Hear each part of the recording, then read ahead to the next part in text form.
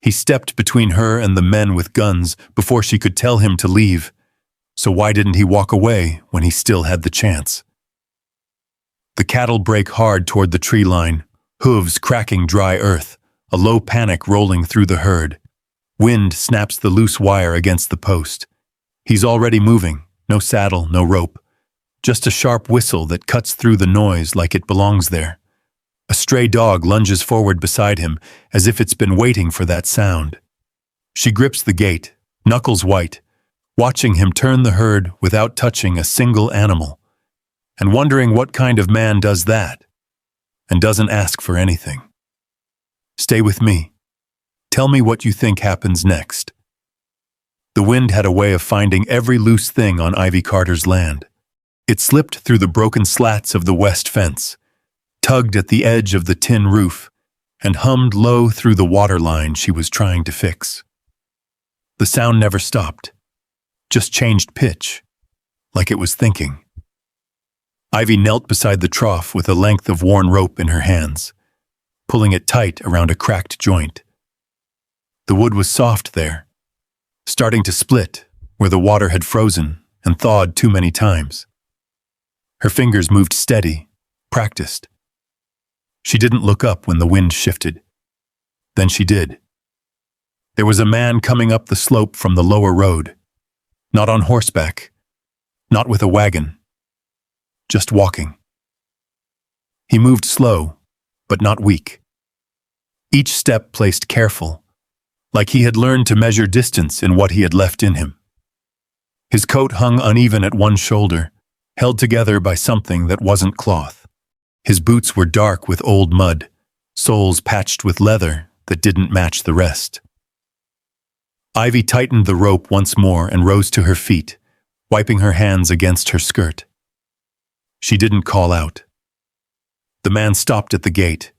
He didn't open it, didn't lean on it, just stood there with one hand resting on the top rail, looking past her toward the pasture. The cattle were scattered across the dry grass, heads down, slow and quiet. For a moment, neither of them spoke. Then he lifted his eyes to her. "Let me stay," he said. His voice was low, not worn out, just used carefully. "I'll take care of your cattle." That was all. Ivy didn't move. The rope still hung loose from her fingers. She studied him the way she studied a break in wood grain, looking for the line where it might give. There was a scar along his cheekbone, not fresh, but not old either. A pale line that cut through dust and stubble. His eyes didn't shift, didn't press. Just stayed where they were. "You got no horse?" she said. "No, ma'am." "No gear?" "No, ma'am." He didn't add anything, didn't explain. The wind moved between them, carrying the smell of dry earth and something colder coming down from the trees. Ivy glanced past him toward the road. Nothing there. No second rider. No wagon waiting out of sight. When she looked back, he hadn't moved. "You don't walk into ranches asking for work like that," she said. "I didn't walk into it," he replied. "I stopped at the gate." Something in that might have been a trace of humor, or maybe just truth. Ivy's grip tightened on the rope. The fibers pressed into her palm. She didn't feel it. Behind him, the cattle shifted. At first it was small, a turn of heads. One animal stepping away from another, then another. Then the sound came, a sharp rising bawl that cut through the wind like a split in wood. Ivy's head snapped toward the hill. The herd was moving, not drifting, not feeding, moving fast. Hooves struck dry ground in uneven bursts, a ripple spreading from the back line where the fence dipped low against the slope. Dust lifted, thin at first, then thicker as more bodies pushed through. Ivy took one step toward the pasture. "Fences down," the man said behind her. She didn't answer. "Something pushed them," he added, "or they found the weak spot." The cattle were bunching now, pressing toward the tree line where the land dropped into shadow. If they made it past that edge, she wouldn't get them back before dark. Maybe not at all. Ivy's hand went to the latch on the gate. Stopped. She looked back at him. He was already turned halfway toward the field, eyes on the movement, not on her. Waiting, not asking again. The wind picked up, snapping the loose wire along the fence in a quick, sharp rhythm. The cattle broke into a run. Ivy's fingers tightened around the latch until her knuckles went pale. She could hear her own breath. Short, even, not fast. The man didn't move, didn't step forward, just stood there like he had already chosen his place. Ivy pulled the latch loose. The gate creaked open just enough to clear a body. "Don't lose a single one," she said. He was through before the words finished leaving her mouth. By the time she turned back toward the pasture, he was already running downhill, the wind catching the torn edge of his coat, carrying him straight into the breaking herd. The rope slipped from her hand and fell into the dirt. Ivy didn't pick it up. She watched him go. And for the first time that day, the wind didn't sound like it was thinking. It sounded like something had already decided. Jonah Blake didn't look back at the gate. He went straight into the herd, cutting in at an angle instead of chasing from behind. The cattle were already bunching tight, pressing uphill, panic running through them faster than their legs could carry it. Dust rose in broken sheets under their hooves. He slowed before he reached them. Not by much. Just enough. A sharp whistle cut through the noise. Not loud. Precise. It slipped between the bawling and the pounding ground, found its way into the animals like it belonged there. One of the lead cows faltered. Jonah stepped left, forcing her to turn without touching her. Another whistle. Lower this time. The sound dropped into the herd, steady as a hand on a shoulder. Ivy stood by the open gate, her fingers resting on the wood without feeling it. She watched the line of movement change. Not stop, not yet. Just bend. A shadow moved at the edge of the field. The stray dog that had been circling her property for weeks, thin, ribbed, never close enough to trust, darted out from behind the watershed. It hesitated only a second before falling in along the left flank, running low, silent. Jonah didn't look at it, but his next whistle shifted, sharper, guiding. The dog answered. Ivy let out a breath she hadn't noticed she was holding. The herd turned, slow at first, then all at once. Like a door giving way, the lead cow swung wide, pulling the others with her, away from the tree line, back toward open ground. Hooves hit dirt in a new rhythm now, less frantic, still fast, but not breaking. Jonah moved with them, never ahead, never behind. Just there, close enough to shape them, far enough not to scatter them. It took longer than it should have, or maybe it only felt that way.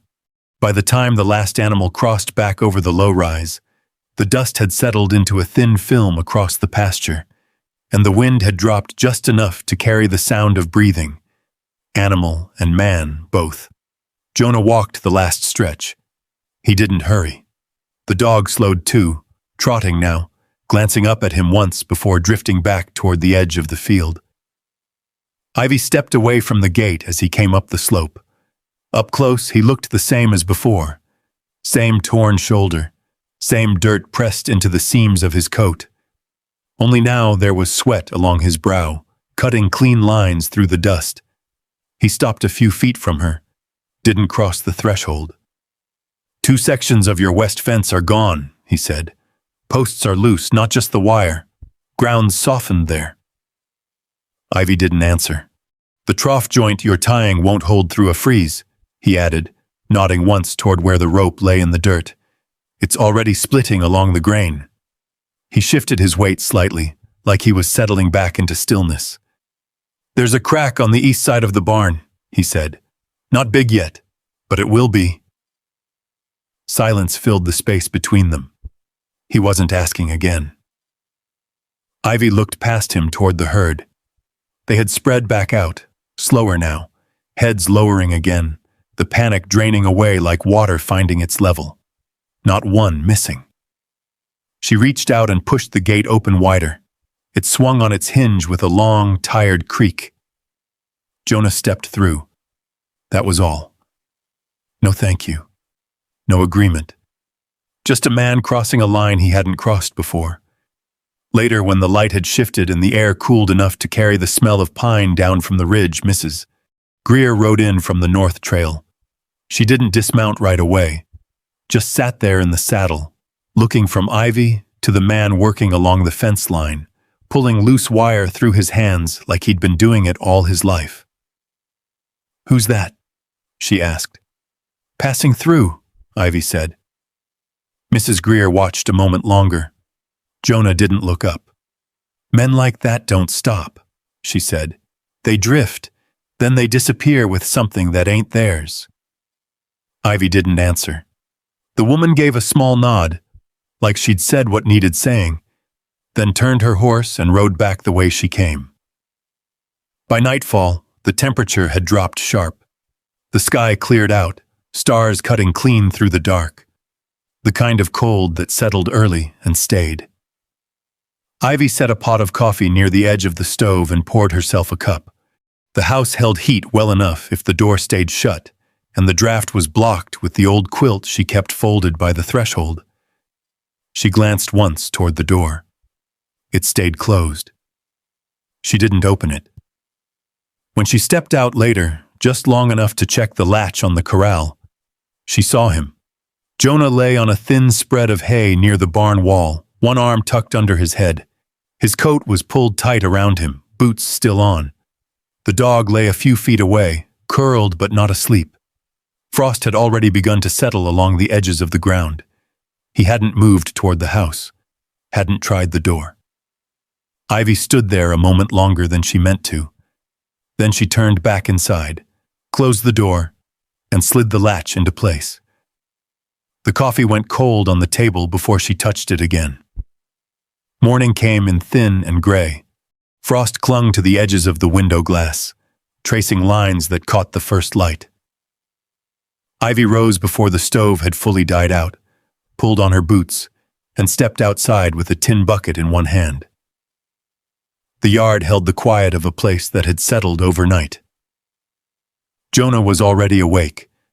He stood near the west fence with a coil of wire looped over his shoulder, working it through the broken section he'd marked the day before. His movements were slow, steady, no wasted motion. The kind of work that didn't ask for attention, but held it anyway. The dog trailed him, stopping when he stopped, moving when he moved. Ivy crossed the yard without calling out. He didn't look up until she was close enough to hear the wire scrape against the post. "You're up early," she said. "Fence won't fix itself," he replied. That was all. She set the bucket near the trough and watched him finish the line he was working. He pulled the wire tight, twisted it clean, then stepped back and tested it once with both hands. It held. He nodded to himself like that was answer enough. By midday, the sun had burned off the frost. The air stayed cold, but the ground softened just enough underfoot. Ivy carried a small sack of feed toward the shed, her boots slipping slightly on the packed dirt near the well. Her foot caught on the edge of a loose board. The world tilted. The bucket slipped from her hand, clattering against the stones. Before she could catch herself, a hand closed around her arm. Firm. Quick. Jonah steadied her, pulling her upright before she hit the ground. For a moment, neither of them moved. His grip loosened almost as soon as it settled, like he'd remembered something he wasn't supposed to forget. "You all right?" he asked. "I'm fine," she said. Her voice came out even, too even. He let go, stepped back. "Board's loose," he said, glancing down. "I'll fix it." She nodded once, picked up the bucket, didn't look at him again. That evening, the light faded early. The sky went from pale gray to deep blue in the space of a breath. Ivy set 2 bowls on the table without thinking, then paused. She didn't take one away. Jonah stepped in only when she called his name. He stopped just inside the door, hat in his hand, like the threshold still meant something. "Sit," she said. He did. They ate without talking. The scrape of spoons against tin carried through the room, steady and quiet. The fire snapped once, then settled. Halfway through the meal, he glanced at the second cup of coffee she'd poured. "Didn't have to," he said. "I know," she replied. That was the end of it. The next day, a rider came up from the South Road just past noon. Deputy Cole Hatcher. He didn't tie his horse, just looped the reins once and let it stand, then walked up with his coat still buttoned high against the wind. He tipped his hat to Ivy. "Ma'am." She nodded. His eyes moved past her to where Jonah stood near the barn, a hammer in one hand. "That him?" the deputy asked. "Yes." Cole stepped a little closer, lowering his voice without trying to hide it. "Name's Jonah Blake," he said. "Used to run a spread out near Bitter Creek. Lost it 2 years back. Bank took everything." Ivy didn't answer. "Men like that," Cole went on, "don't stay put long. They work, they move on. Sometimes before folks notice what's missing." Jonah didn't come closer. Didn't leave either. He just stood where he was, watching without watching. Cole tipped his hat again, then turned and walked back to his horse. "Just thought you should know," he said before riding off. The sound of hooves faded down the road. Ivy stood in the yard a moment longer. When she turned, Jonah was back at the barn, hammer striking wood in a steady rhythm, like nothing had changed. That night, the wind came back stronger. It pushed against the walls, rattled the loose edges of the roof. Ivy stepped outside once more before bed, pulling her coat tighter around her shoulders. The barn door stood half open. Light spilled from inside, thin and gold. She moved closer, slow enough not to be heard. Jonah sat on an overturned crate near the back wall, elbows resting on his knees, staring at nothing in particular. The dog lay beside him, head on its paws. "I won't lose another place," he said. Not loud, not meant for anyone else. Ivy stood there, just beyond the edge of the light. The wind moved through the open door, carrying the words out into the dark. She didn't step inside, didn't speak. After a moment, she turned and walked back toward the house, her boots quiet against the dirt. Behind her, the barn light stayed on. The next morning came colder, the kind of cold that didn't rush in, just settled slow and stayed where it landed. Ivy stepped out with a cup of coffee in hand, steam rising thin into the pale sky. Frost had crept along the fence posts overnight, turning each wire into a line of glass. Jonah was already working. He had moved to the east side of the barn, replacing a warped plank with one he'd cut down from scrap. The hammer struck clean, measured, each blow placed where it needed to be, nothing wasted. Ivy watched from the porch a moment, then took a sip of coffee. He didn't look up. By noon, the quiet broke. Hoofbeats came first. Not fast, not careful either, the kind that didn't mind being heard. Ivy set the cup down on the railing before the rider even cleared the rise. Silas Boone came in through the gate without stopping to open it. His horse pushed past the loose hinge with a sharp creak, followed by 2 men riding close behind him. Both kept their hands near their belts without making a show of it. Boone swung down slow, brushing dust from his coat like he had all the time in the world. "Miss Carter," he said. Ivy didn't step forward. "What do you want, Silas?" He smiled at that. Not wide, just enough to show he wasn't in a hurry. "Same as last time," he said, reaching into his coat. "Only now I brought paper." He held out a folded document. The edges were worn, creased from being opened and closed too many times. Debt's due, he added. Winter's coming. Land like this doesn't make it through without help. Ivy didn't take the paper. I told you before, she said. I'm not selling. Boone's eyes shifted past her then, toward the barn. Jonah had stepped out. He didn't come closer, just stood in the open doorway, one hand resting lightly against the frame. Boone let out a soft breath through his nose. That your help? He asked. Ivy didn't answer. Boone folded the paper once more and tucked it back into his coat. I'm offering fair, he said. More than fair, but fair don't last forever. One of the men behind him shifted in the saddle. Leather creaked. Metal brushed against metal, quiet but clear. The wind picked up, dragging dust low across the yard. Jonah stepped forward. Not fast, not slow, just enough to place himself between Boone and the porch. You're not taking this land, he said. No edge in his voice. No weight thrown behind it. Just words. Boone looked at him then. Really looked. Took in the worn coat. The scar. The way he stood with nothing in his hands. You're a long way from wherever you came from, Boone said. Jonah didn't answer. One of the riders shifted again, this time letting his hand rest on the grip at his side. The dog moved first. It stepped forward from the barn, placing itself near Jonah's leg. Not barking. Not baring teeth. Just there. Still. The yard went quiet. Even the wind seemed to pull back a little, like it was waiting to see how things would land. Boone glanced toward the house, toward the empty doorway behind Ivy, then back to Jonah. You think standing there changes anything? He asked. Jonah didn't move. You can come back tomorrow, he said, or next week. It'll be the same answer. A long second passed, then another.